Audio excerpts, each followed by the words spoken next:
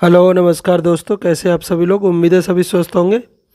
तो आज जो हम टेस्ट पेपर लगवाने वाले हैं वो है आपका बीपीएससी।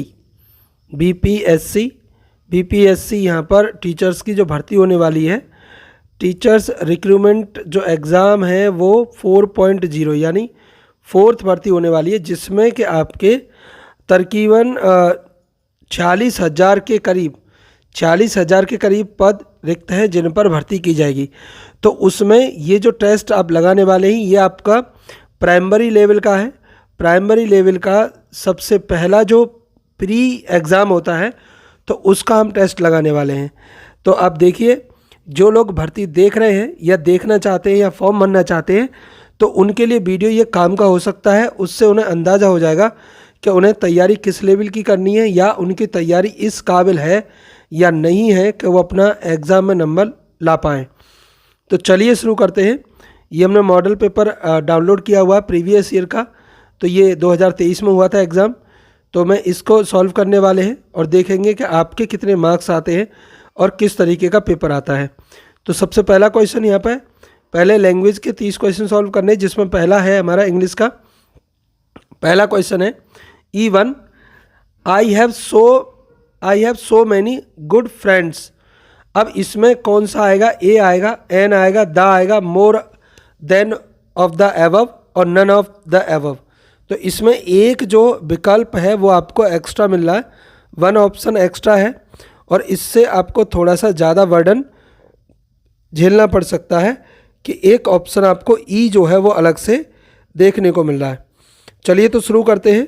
वैसे आसान है कि इनमें से कौन सा आएगा। देखिए, I have so many good friends, so many good friends. अब गुड फ्रेंड्स अपने आप में प्लूरल हो गया, तो इसका मतलब है इसमें ए नहीं आ सकता, एन नहीं आ सकता और दा जो है वो स्पेशल कंडीशन के लिए लगाया जाता है, तो ये भी नहीं आएगा। तो इसमें से मोर than one of the above नहीं आएगा। तो हमारा ई वाला जो उत्तर है वो एकदम सही हो जाएगा। ई आंसर एकदम करेक्ट है, ध्यान रखना है। तो यहाँ से आप क्या है अपना स्तर चेक कर लें कि आपका स्तर क्या है और एग्ज़ाम का स्तर क्या होने वाला है। अगला प्रश्न है हमारे पास E2। तो क्या कह रहा है इसमें? I want to build a very big house. I want to build space very big house. तो ए आएगा, एन आएगा, द आएगा, more than one or none of the these. तो यहाँ पर क्या है कि उसे एक बहुत बड़ा घर बनाना है। एक सिंगुलर है, काउंटेबल है, सिंगुलर है, तो क्या आएगा? ए आएगा।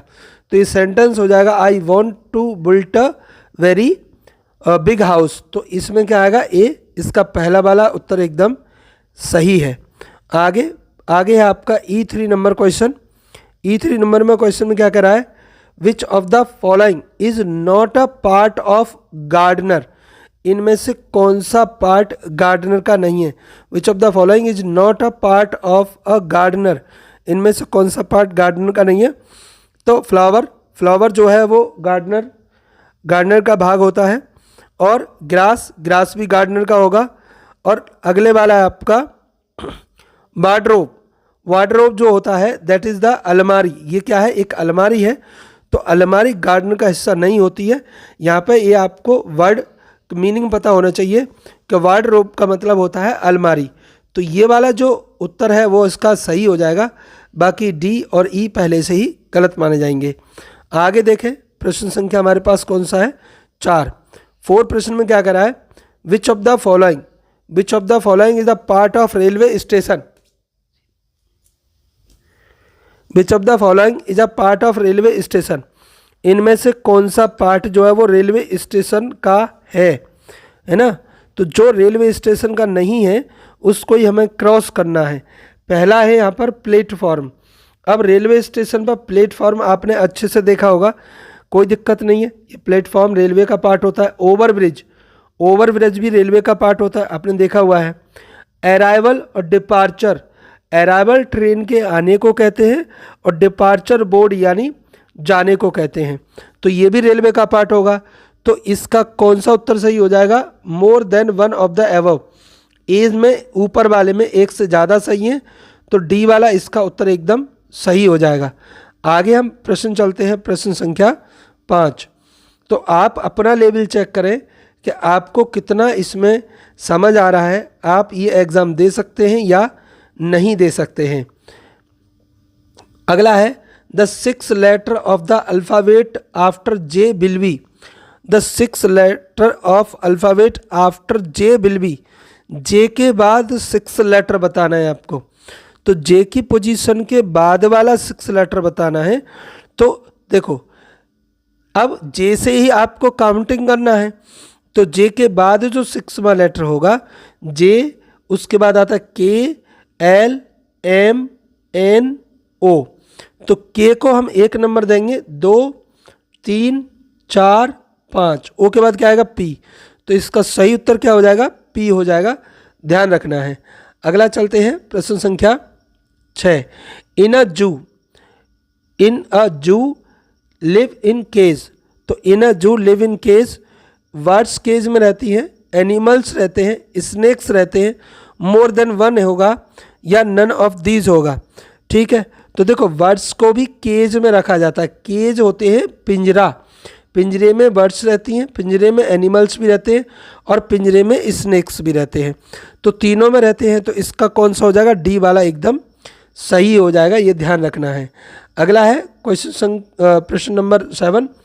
Daughters daughter is. Daughter's daughter is, तो बेटी है और बेटी की बेटी। तो बेटी की बेटी क्या होती है? नातिन होती है ना। तो सिबलिंग तो होगी नहीं, सिबलिंग नहीं होगी, नाइसी भी नहीं होगी और कजिन भी नहीं होगी। तो इन तीनों में से तो कोई हो ही नहीं सकता है। तो इसका उत्तर होगा none of the above, none of the above. अगला देखिए, my siblings are my. My siblings are my. तो जो सिबलिंग्स हैं वो क्या होंगे? वो कजिन्स होते हैं, वो ब्रदर एंड सिस्टर्स होते हैं, इन लॉज होते हैं, more than 1 of the above होते हैं, नन ऑफ द एबव होते हैं। तो इसका सही उत्तर होगा brothers and sisters. Brothers and sisters जो होते हैं वो सिबलिंग होते हैं। आगे प्रश्न नंबर पे चलते हैं हम 9। 9 में हिंदी लैंग्वेज का पहला प्रश्न दे रखा है। प्रश्न देखिए क्या है, प्रश्न क्या कह रहा है 9 में कह रहा है वो समज्वल। समज्वल शब्द में किस उपसर्ग का प्रयोग हुआ है? समज्वल में किस उपसर्ग का प्रयोग हुआ है?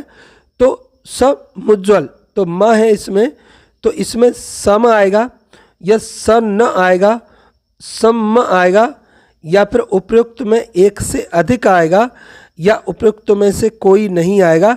तो ध्यान रखना है। तो इसमें जो उत्तर में आएगा वो कौन सा आएगा? इसका सी वाला उत्तर सही हो जाएगा, सम। सम जो है उस उपसर्ग का इसमें प्रयोग हुआ है। आगे चले, प्रश्न संख्या कौन सा हमारा 10। 10वें में क्या कह रहा है? निम्नलिखित में से कौन सा शब्द छोटे अ उपसर्ग युक्त है? यानी किसमें छोटा शब्द उपसर्ग में है? तो यहाँ पे आपको बताना है। पहला है हमारा अथाह, अनपढ़, अनिष्ट, उपयुक्त में एक से अधिक या उपयुक्त में कोई नहीं। देखो अ मीन्स होता है न, तो अथाह, था कहते हैं जिसका पता हो, अथाह मतलब जिसका अता पता ना हो, मतलब यहाँ पर अथाह लोग हैं। तो अथाह मतलब इसमें हो रहा है अनपढ़। अब मैं अन में से अल निकाल दूंगा बाहर, तो न पढ़ तो आपने पढ़ा नहीं होगा कहीं, तो ये वाला ये अ नहीं हो सकता, इसमें बी वाला हमारा गलत है। अनिष्ट, अनिष्ट में निष्ठ अलग होता है, अ अलग होता है, तो ये वाला सही है। तो इसका डी वाला जो उत्तर एकदम सही हो जाएगा। बी इसमें गलत है और ई भी क्या है? गलत है। ठीक है, इस तरीके से आपको लगाना है। प्रश्न संख्या 11। 11 में क्या कह रहा है देखिए, निम्नलिखित में से आ प्रत्यय यूज हुआ है। आ, बड़ा आ प्रत्यय किस में यूज हुआ है? धार्मिक। अब आप लग रहा होगा धार्मिक में इक लगा है, क्या लगा है? इक लगा है। असली, अब असली में तो आ आएगा ही नहीं है ना, इसमें बड़ी ई आएगी, असली। और प्यारा, तो प्यार और आ, प्यारा, तो इस वाले में जो बड़ा शब्द आ जो है वो लगा हुआ है, ध्यान रखना है। अगला प्रश्न संख्या 12। 12 में क्या कह रहा है?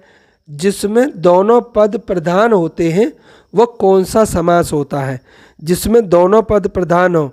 देखो अगर ये भी प्रधान है और ये भी प्रधान है तो प्रधान प्रधान आपस में लड़ जाएंगे और द्वंद्व हो जाएगा। क्या हो जाएगा? द्वंद्व हो जाएगा। आपस में प्रधानों की दुश्मनी होती है तो ये द्वंद्व हो जाएगा, ध्यान रखना है। जब भी दो प्रधान सामने आएंगे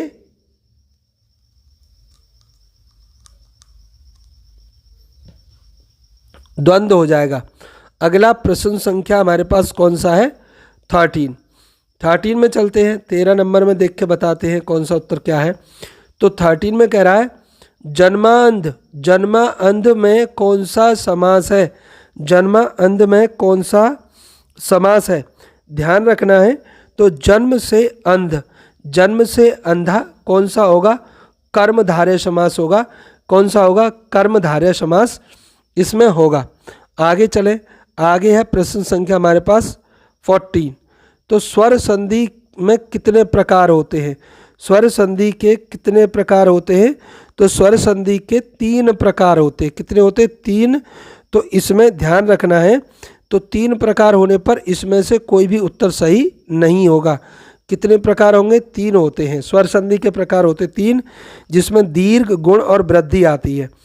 तो इसका मतलब है इसमें से ई वाला उत्तर यानी इनमें से कोई भी सही नहीं होगा, ध्यान रखना है। ठीक है, आगे चले। अगला 15 नंबर क्या कह रहा है? अतीव, अतीव का संधि विच्छेद क्या होगा?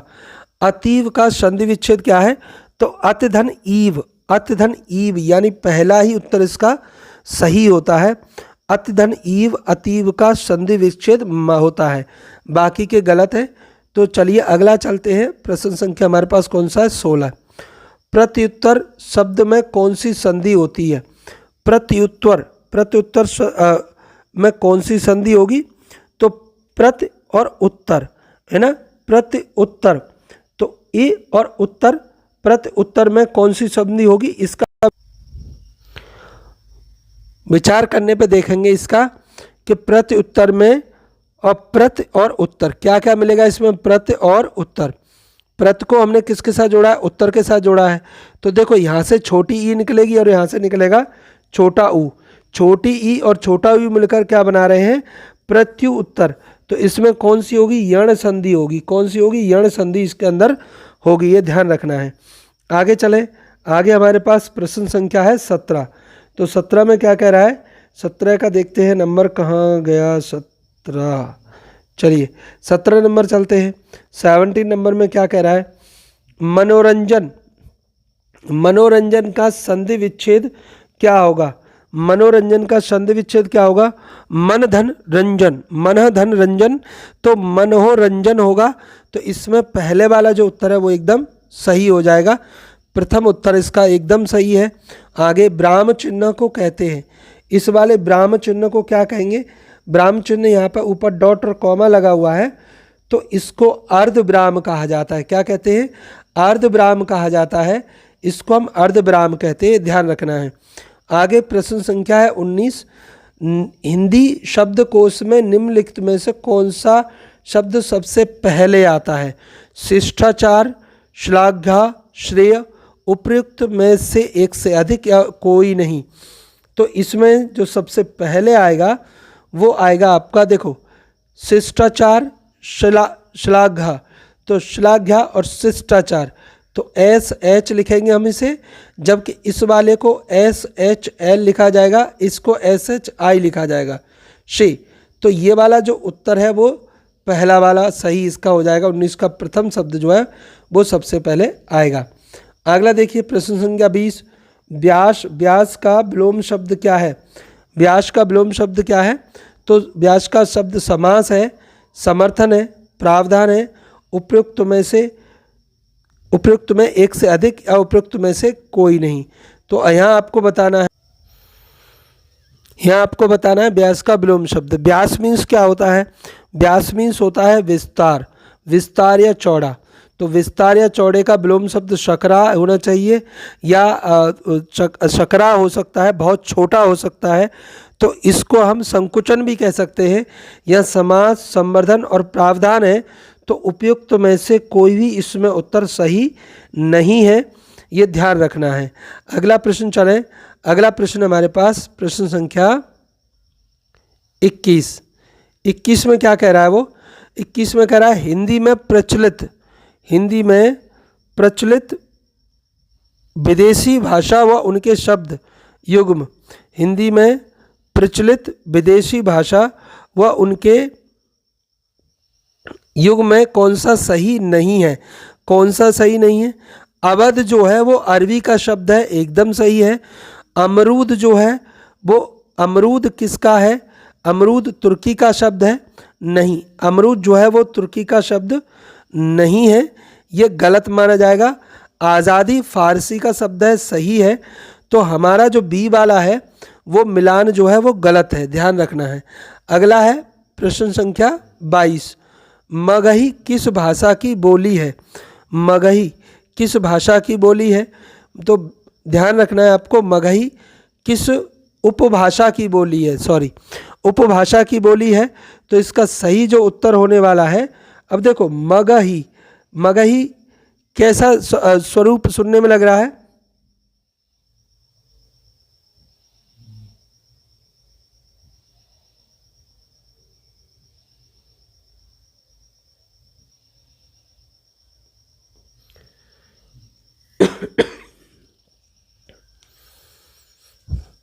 तो मगही बिहारी की है, पूर्वी हिंदी की है, पहाड़ी की है, उपयुक्त इनमें से एक से अधिक और ये कोई नहीं। तो इसमें हमारा जो पहले वाला उत्तर है बिहारी, मगही जो है वो बिहारी की क्या है? उपभाषा की बोली है, हमेशा ध्यान रखना है। मगही किसकी है? बिहारी भाषा की बोली है। अगला चले, अगला हमारा प्रश्न संख्या 23 ठीक है। तो इसमें क्या कह रहा है वो? इसमें कह रहा है कि पाठक के भावबोध को सरल और सुबोध बनाने के लिए प्रयोग होता है। पाठक के भावबोध को सरल व सुबोध बनाने के लिए प्रयोग होता है। प्रश्न चिन्हों का होगा, योजक चिन्हों का होगा, ब्राह्म चिन्हों का होगा, उपयुक्त में से एक से अधिक या कोई नहीं। तो अगर हमें सरल बनाना है, सुबोध बनाना है, तो उसमें हम ब्राह्म चिन्हों का प्रयोग करेंगे। किसका करेंगे? ब्राह्म चिन्हों का प्रयोग करेंगे, ध्यान रखना है। तो ये हमारा कौन सा हो जाएगा? सी वाला इसका उत्तर एकदम सही हो जाएगा। अगला है प्रश्न संख्या 24, कौन सा विकल्प ब्राह्म चिन्ह का भेद नहीं है? कौन सा विकल्प ब्राह्म चिन्ह का भेद नहीं है? तो ध्यान रखना है, अर्ध ब्राह्म, मध्य ब्राह्म, अंत्य ब्राह्म और उपयुक्त एक में से अधिक हो सकते हैं या फिर उपयुक्त में से कोई नहीं हो सकता है। तो ब्राह्म जो होता है वो अर्ध ब्राह्म नहीं होता है, ये ध्यान रखना है। अर्ध ब्राह्म जो है वो ब्राह्म का एग्जाम्पल नहीं होता है, ये ध्यान रखना है आपको। तो आगे चलते हैं, हमारा प्रश्न संख्या हमारे पास कौन सी है? प्रश्न संख्या हमारे पास है 25 में देखते हैं क्या हो रहा है। 25,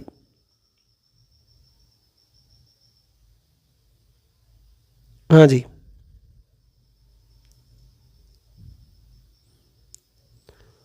कौन सा हजारी प्रसाद द्विवेदी का निबंध नहीं है? इनमें से हजारी प्रसाद द्विवेदी का निबंध कौन सा नहीं है, ये आपको बताना है। तो देखो, अशोक के फूल हजारी प्रसाद द्विवेदी का है ना। मजदूरी और प्रेम है ना।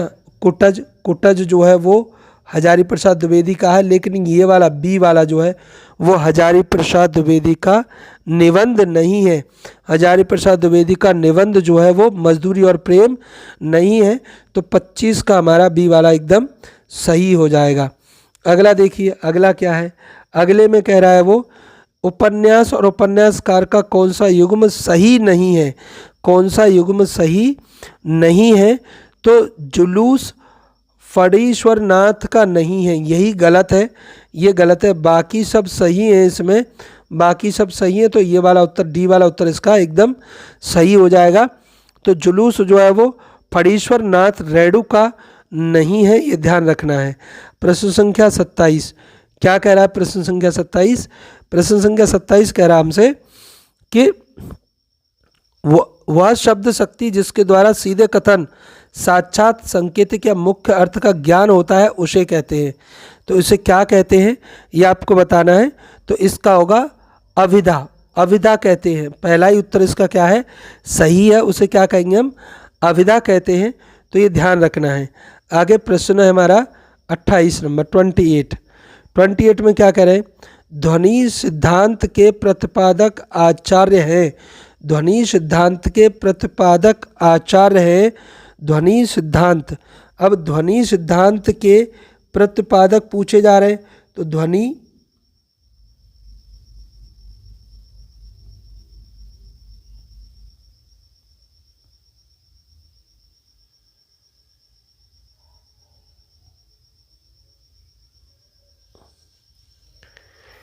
विश्वनाथ है, आनंदवर्धन है, पंडित जगन्नाथ है, उपयुक्त इनमें से एक से अधिक या उपयुक्त में से कोई नहीं।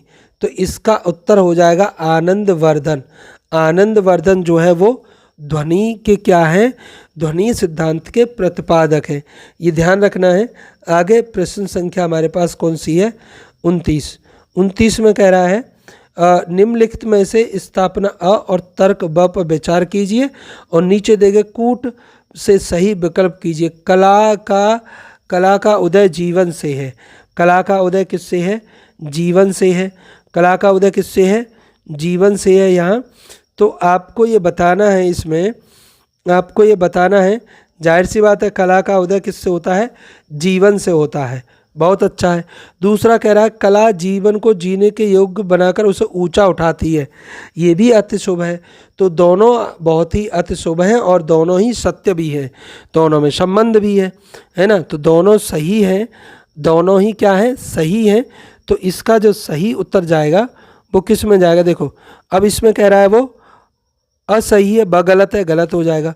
दोनों सही हैं तो बी वाला उत्तर इसका एकदम सही हो जाएगा। अगला और अंतिम प्रश्न हमारा 30 नंबर वाला। इसमें क्या कह रहा है वो, निम्न कथनों में अ और तर्क ब पर विचार कीजिए, निम्न कूट शब्दों में से सही विकल्प चुनिए। राष्ट्रीयता एक पुनीत भावना है। राष्ट्रीयता एक पुनीत भावना है, सही है ना। और दूसरा कह रहा है वो कि तर्क क्या है, तर्क है उसका परिवर्तनशीलता कभी भी सृष्टि का शाश्वत नियम नहीं रही। परिवर्तनशीलता कभी भी सृष्टि का शाश्वत नियम नहीं रही है। तो गलत है, क्योंकि परिवर्तनशीलता तो सृष्टि का नियम है कि परिवर्तन होगा ही। तो पहला सही और दूसरा गलत, पहला सही दूसरा गलत। तो इसमें अ गलत है, दूसरा सही है, गलत है, दोनों गलत है, सही है, पहला सही दूसरा गलत, सी वाला उत्तर इसका सही हो जाएगा। तो इस तरह से हमने 30 प्रश्न इसके किए हैं जो कि आपके भाषा से आते हैं। अगर भाषा से के जो 30 प्रश्न हैं वो आपकी समझ आ रहे होंगे तो आप कमेंट सेक्शन में बता सकते हैं। इसके बाद पूरा सेट जो है वो आपके लिए सॉल्व करके डाल दिया जाएगा। उम्मीद है वीडियो आपको पसंद आई होगी। पसंद आई हो तो कृपया एक लाइक बनता है। तब तक के लिए धन्यवाद।